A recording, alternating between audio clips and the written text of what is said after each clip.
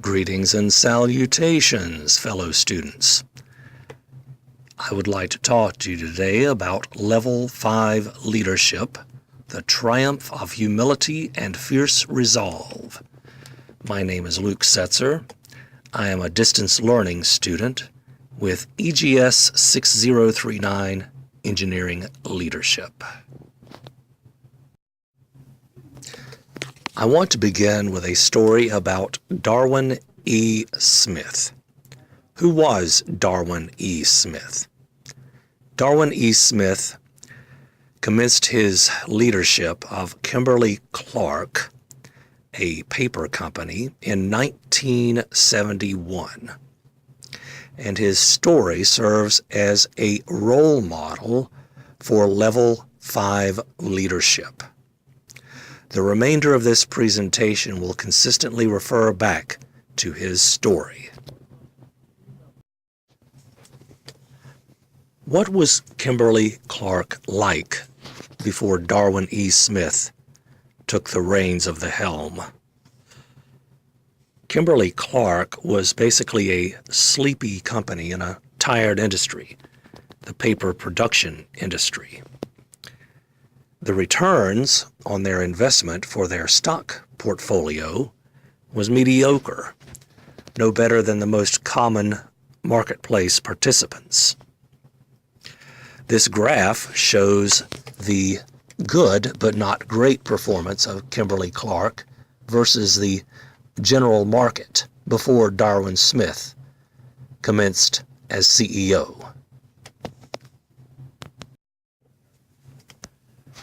Darwin E. Smith, as CEO, employed Level 5 leadership skills to push the good performance of the company to great performance of the company as compared against competitors on the common stock market in that industry sector. You can see from this chart that over the course of time, the company built a momentum that eventually led to an average of 3.42 times market average performance for the years 1972 to 1987. So the question is, what exactly about Darwin E. Smith and others like him allow those leaders to propel companies from mere average or good to great? Let us now learn those secrets.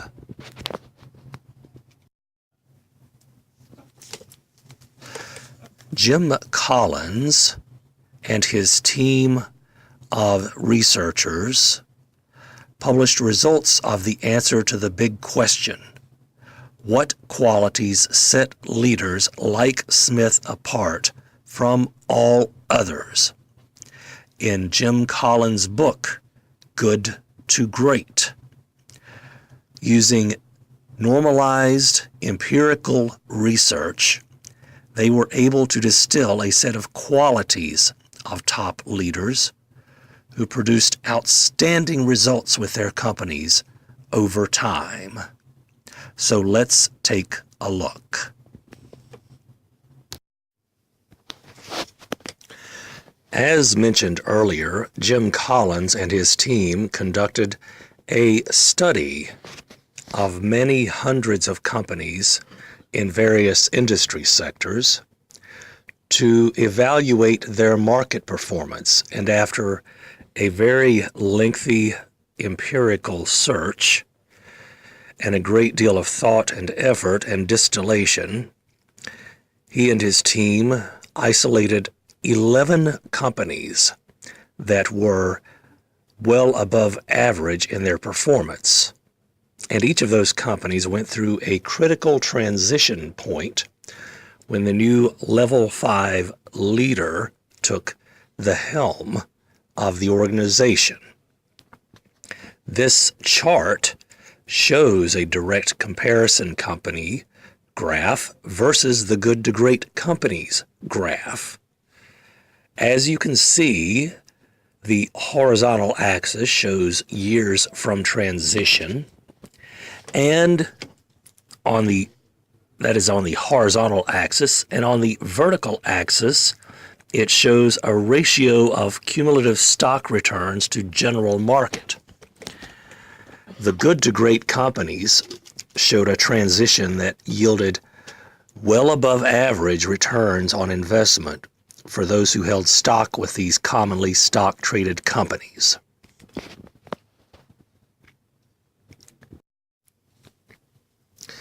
The success of the good to great companies, Jim Collins attributes to Level 5 leadership. Collins published an article about this in the Harvard Business Review based on his research and his book, Good to Great. What are the 5 levels of leadership? Interestingly, the qualities that allow people to enter levels 1 through 4 are exactly the opposite of the qualities that Jim Collins attributes to the extremely effective level 5 leaders. From level 1, the highly capable individual, through level 2, the contributing team member, through level 3, the competent manager, through level 4, the effective leader. All 4 of these levels involve 2 qualities: ambition and animus, namely a kind of willpower that borders on that of Friedrich Nietzsche, the will to power, including stomping on people close to you. This is the exact opposite of the qualities of the executive, level 5. The level 5 executive sublimates these particular vicious behaviors of ambition and animus into much more effective qualities of will and humility. Personal will, in terms of an iron will personal resolve aligned with the company mission, and a humility to be willing to take blame when blame is due on the executive, and give credit to others when credit is due to them for the success of the organization. Let us take now a closer look at these qualities of will and humility. Jim Collins calls these contrasts of will and humility the yin and yang of level 5, borrowing the language from the ancient Chinese Taoists. The reason he says these contrast is because one normally associates personal will with exactly the opposite of humility, a boastful pridefulness. In the case of the level 5 leader, the personal will, having been sublimated and aligned with the will of the organization, will allow for the level 5 leader to preserve humility, thereby allocating the blame or credit where due, and consequently allowing the company to preserve the core values and core purpose of the organization, while also using the will to enable the change needed for changing cultural and operating practices and specific goals and strategies.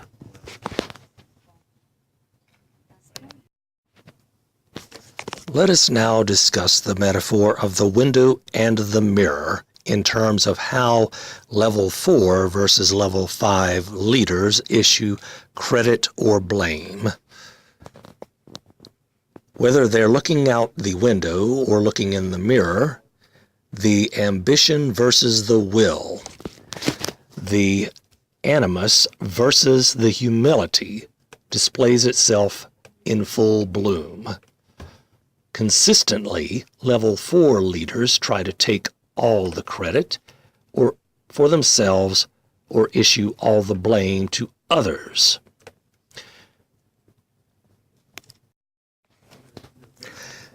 This brings us to an age-old question. Are level 5 leaders born or made? Do they result from nature or nurture? Much like specific breeds of dog, so bred for specific purposes, the truth is that level 5 leaders are both born and made. It takes a certain kind of person with a certain kind of inboard disposition to become the raw material, to be made by life experiences into a level 5 leader. Continuing the theme of paradoxes at level 5 leadership, we come to the Stockdale paradox. James Stockdale, a Navy pilot, survived 7 years as an American combat prisoner during the Vietnam War. He stayed alive by adhering to 2 paradoxical core beliefs. Life cannot be worse at the moment, and life will someday be better than ever. Level 5 leaders quite often adhere to such seemingly paradoxical beliefs to allow them to weather difficult times while leading their companies to greatness. Level 5 leaders, with their iron will resolve aligned with the corporate mission, often act like the famous general. In the year 363, Julian of Rome and his sailors landed to invade Persia, and the general, Julian, ordered the sailors to burn the ships. No going back. Likewise, CEOs like Darwin E. Smith swear no going back to the old ways of doing business for their companies as they lead them to greatness. In 1971, after landing as CEO of Kimberly-Clark, the new CEO ordered the company to sell the mills despite the fact that that was the core mission of the company at the time. Smith had the same kind of forward-looking, absolute dedication as Julian of Rome. This brings us to the parable of the hedgehog and the fox. In his manuscript, The Hedgehog and the Fox, Isaiah Berlin argued the fox knows many things, but the hedgehog knows one big thing. Level 5 CEOs force the company into one big thing, one big idea, to tie all activities of the company together for profit. Based on all of these various paradoxes, metaphors, and themes, one can firmly conclude that level 5 leadership is rare but extremely powerful. Companies that perform their best have level 5 leaders consistently, and those traits of those leaders starkly contrast against leadership of mediocre common companies. Those leaders are both born and made, and they have many metaphors that can illustrate their power. Everyone, all leaders serve themselves and their organizations well by learning the will and humility of level 5 leaders and embodying those traits. Thank you.